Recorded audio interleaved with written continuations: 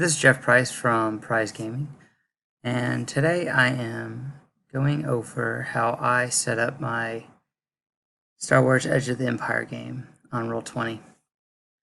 From what I've read, you need to have at least a paid membership in order to have access to the API scripts if you do want to use Roll20 and have all the capabilities for doing an Edge of the Empire game on Roll20. So before I begin, if you're new to this, you would go and create a new game, and you would select the appropriate character sheet. So this one, the one that I use is actually do Star Wars. This is the one I select. So it gives everyone this character sheet right here, the one that everyone's pretty familiar with. I'm going to go back to my game real quick. So whenever you would create that. Then once you've got your game created, you would go to the API settings. So under API scripts. Then if you see, I've got two scripts on here, and these are the only two scripts you need. You basically need these two scripts. You need the Star Wars Fantasy Flight Games Destiny Tracker and the Star Wars Fantasy Flight Games Dice Roller. Now the Destiny Tracker allows you to be able to track the players as well as the GM's Destiny points, using the light side, using the dark side points. Okay, and this basically converts the D20 dice to the Star Wars specific dice. All you need to do, if you don't have these scripts, is you would go down here and look for them. Now, this won't have it because I already have these added to the game. So, but you would just go to Script Library and you would select the Star Wars Fantasy Flight Games Destiny Tracker from this drop-down, and you would do the same for the Dice Roller. Right, then also if you're playing the game and you notice anything buggy, the best thing to do is just click the Restart API sandbox. I do that quite a bit because every now and then there might be an issue. One thing to remember though is never ever create more than one token with the same name, because that screws things up big time. That seems to be one of the most common occurrences of why the game is breaking down. Okay, so now if you notice, I've been doing this for a while, so I got a bunch of maps. One of the things I did is I created a bunch of tokens that can be used for NPCs. So I have a ton of the old Star Wars miniatures, as well as a bunch of the Imperial Assault miniatures painted. So a lot of these are from that game. There's also a really good pack that I got these from off the marketplace. Before I jump into that, let's go ahead and do a little overview. You got the chat box here. You've got your art library here, the icon of the pictures. When you click on that, it gives you two options. By default, it goes to premium and your library. My library is any of the images that you feel uploaded. I've been using this for a few years, so I've got lots of images uploaded. Then the premium assets, and we'll go back to where I got these from. I actually purchased a token pack from the marketplace. It's really nice because almost all the token packs that you purchase show up in this area under your premium assets. So the one I actually purchased that I really liked is the Space Saga, Rabble Robots, and Revolutionaries. This had so many different droids and colors, which is really great. It's even got the it's got different protocol droids. It's got the R2, R3, R4, R5 units. It's even got the RA7 protocol droids. Lots of options, see. So here it is right here. Once you purchase it, it has a lot of different tokens to use. So you notice they're doing generic terms, to avoid copyright issues. So they even got Twilix. And they got the heads, which is really great too, because there's a lot of bodies on here, and if you have Photoshop, you can go and swap heads and bodies. So I recommend this if you don't have a lot of miniatures and you don't have the time or desire to take a bunch of pictures of a top-down view. Let's go back. I'm going to go to the journal. And so if you noticed on the previous step, before we came into the game, I was showing you those scripts. The way to know that the scripts load correctly is you'll get this DicePool character sheet, and this is actually your Destiny tracker. So this is where you keep track of light side and dark side points. You can clear your pool, you can adjust them manually here, and your players can, spin and sync up with this. But this is the easiest way to see if those scripts are working. All right. What I like to do is show you how I create a NPC. I try to keep a lot of folders on here to keep stuff organized so I can grab stuff pretty quickly. A droids folder here. Let's just do droids because they're quick and easy. And then I'm going to use, I'm sure a lot of people that have GM'd online are real familiar with this database over here. The swa.stoogoff.com. This is where a lot of stats for a lot of different characters is located. So I'm just going to use this and try to pick a droid that I have not created yet. 000 is a protocol droid. It looks very similar to C-3PO. And it's one that is in Legends. It also came with the Imperial Assault Pack that had 000 and his companion. So let's go ahead and do that since I don't think I've created him yet. There you go, I'll just use this one. So I'm just going to go ahead and copy so that I have those there for another GM that wants to use this. Paste it here. I'm going to go over in my droids and add a character. Once I add a character, it just gives it a random name. Just click on it, pulls it up, and click the edit. I'm going to rename it. I'm going to go back to the premium assets. I'm going to find the actual protocol droid and drag and drop it in there. There. Ooh, that looks so much better. I like the black one. Even though, I'm just going to go with it. You can always say he had a paint job. This one looks more evil with red eyes, I think. So I'm just going to do that. So delete that. This one's going to be the one I uses my token. So I'm going to go ahead and drag him on here. Now, if you don't have an asset purchase from the marketplace, you can just drag and drop any image that you get off the internet or that you create. So I'm going to put that in there. If you want to have any details, you can put them in there. Another cool thing you can do if you want to have more than one picture, like if later on I actually want to get a picture of 000, you can actually, once you've loaded it up in this preview right here, you can right click and say copy image, and you can paste it down here, and it gives you a large version. So that's kind of that's kind of a way I found on YouTube a while back, and ever since then I just started doing it. So because sometimes these thumbnails are not very easy to see the detail on. So I'm just going to do that there. So again, I just right click, copy image, and you can paste it inside your bio info. So that's a really cool trick, especially, and now I can swap this out with any other image I want, and I still have it large version right here. So that's a neat trick I discovered off of someone else's YouTube channel. Right, so I'm going to hit save. Okay, so then when you're creating an NPC, a lot of times people overlook some of these tabs here. The default one is the character sheet. Now, since we're doing an NPC sheet, we don't need all this information here. This is for a player character. So I'm going to click over here where it says NPC sheet. And then when you scroll down, you got NPC as well to expand that. I'm going to go ahead and just copy the stats from the site. Okay, and it's got a nemesis. So it's got a lot that I'm probably going to combine just because there's more than there's enough space to put on there. In fact, sometimes I just write down what the skill is. So let's start off. Okay, so under name, I'm going to give it make sure the name's the same as it is up here, just to avoid confusion. This is a rival, so I click right there.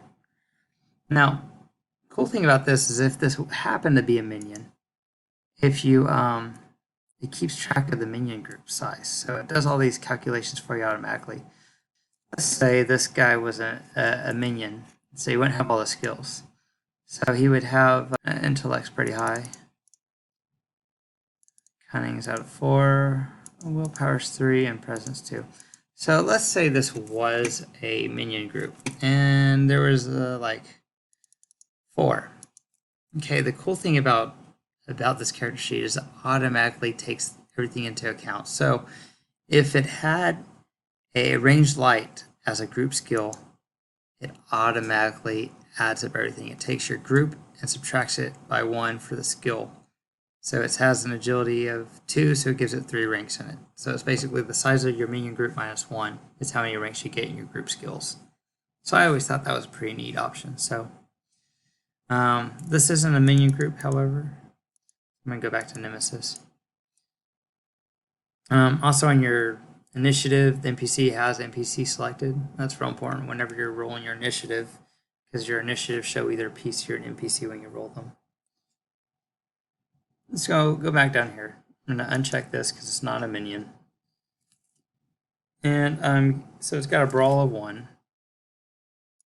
Add this. I'll probably fast forward this part of the video.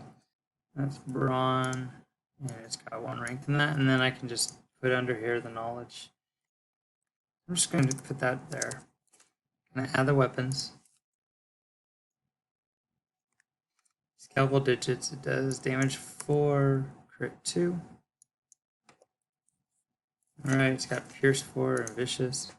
It's Brawl, it is engaged, so first one's done. Next one is Shot Crit. It is damage 6, crit 3. It is also Brawl, so these are okay. If it was a ranged weapon, you would change it here. If it's a different skill, you would change it here. This one has the passive 2 and stun setting.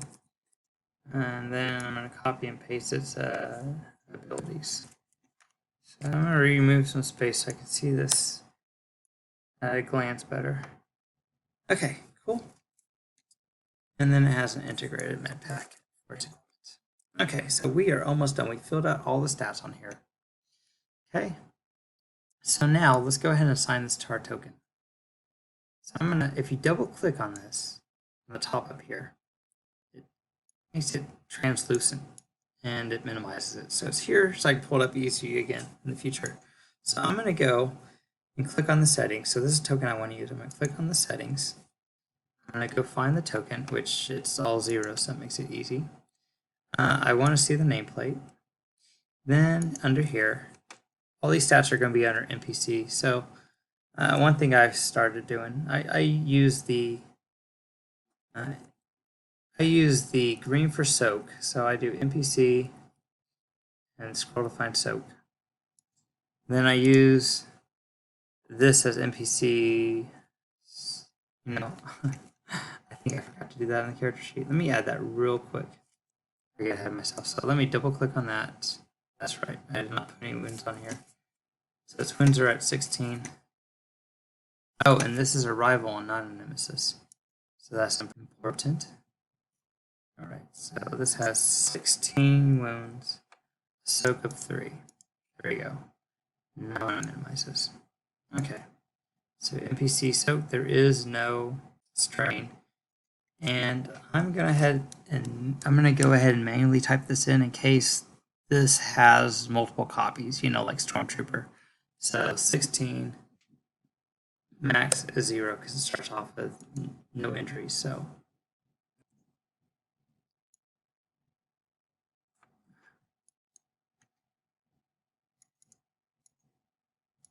okay, there we go. Now it's updating. See, so click away, click, the soak is updating. Okay, cool.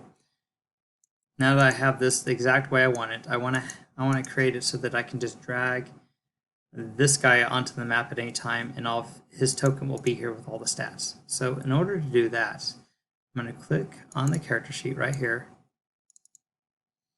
click edit, and then make sure that the token you want to use is selected, and then click select token and save changes. Okay, and now that token is fully created. So now I can grab and drag and drop, and there you go. So I can do that as many times as I want. So if someone made a whole bunch of 000 robots, just drag and drop them on any map you want. And if you do make any changes, just remember to open up the character sheet and A shortcut to doing that too, once you have a token linked to a character sheet, you can always hold the Alt button and double click on it, and it pops up your character sheet to your stats. Or if you hold the Shift button and double click on it, it defaults to your bio, and you just click here. So either Alt or Shift click on a token is the easiest way, especially when you got multiple NPCs on the map and you want to be able to pull up their stats real quick in order to roll the dice. Again, all the dice up here is your negative dice, your positive dice. So if it's trying to attack, I'm going to go back to the chat real fast. So if this droid right here is going to try and attack a character with its weapon, I'll do the shot grip. It's melee, so melee is almost always 2, unless there's some other circumstances as defined in the book. Once you set your difficulty dice, make sure you click off it somewhere so it updates. And then you can go in and click here, and it rolls the dice. It's got your negative dice and then your positive dice based off your skills. Automatically gives you the total. There's no advantages, so you got 3 threat and 2 successes, so it does 8 damage. All right, that kind of concludes how to set up a character. The ships can be done the same way. You see I got a bunch of miniatures and toys scanned on here too. Ships are pretty much the same step. If you find a token, I've already assigned these character sheets, but you do that under, see how we have the NPC sheets, there's the vehicle sheets, planetary. If there's going to be a vehicle that the players might be stealing, I usually duplicate it. Give it a name like such as stolen vehicle, like stolen ATST. And that way the players can actually put their character names here. And these names actually go off of what is written here. So the 000 does not have gunnery, but the Imperial Vehicle Corps does. In fact, go find its character sheet real quick. So I got an Imperial.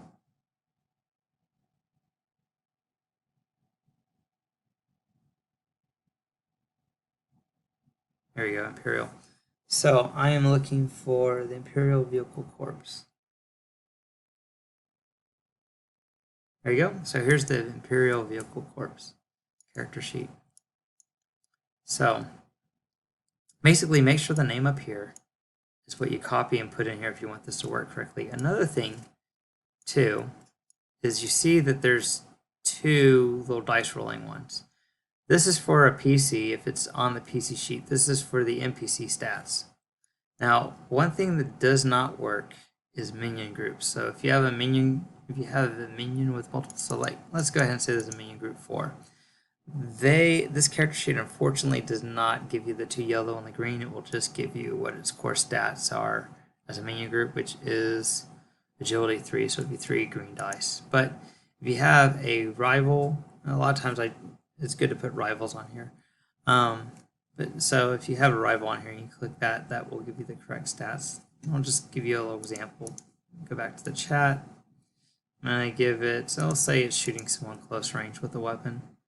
So now we'll use the stats for the port-mounted laser blaster cannon. As you can see, this guy is a rival, and its stats are right here for gunnery. 2 yellow and a green, and that's exactly what it rolled. So NPC roll is right here when it comes to vehicles. So you have the TIE fighters, you have ATSTs, but pretty much. So got a bunch of ground units on here. Spent lots of time, but this is basically how you set up your tokens. How to assign a character sheet to your token, and then assign your statted token to your character sheet so you can easily drag and drop. I hope that was helpful, and feel free to ask me any questions if you want me to go in more detail about some of the other things that I do in the comment section below. Thank you, and have a good day. I'm signing off.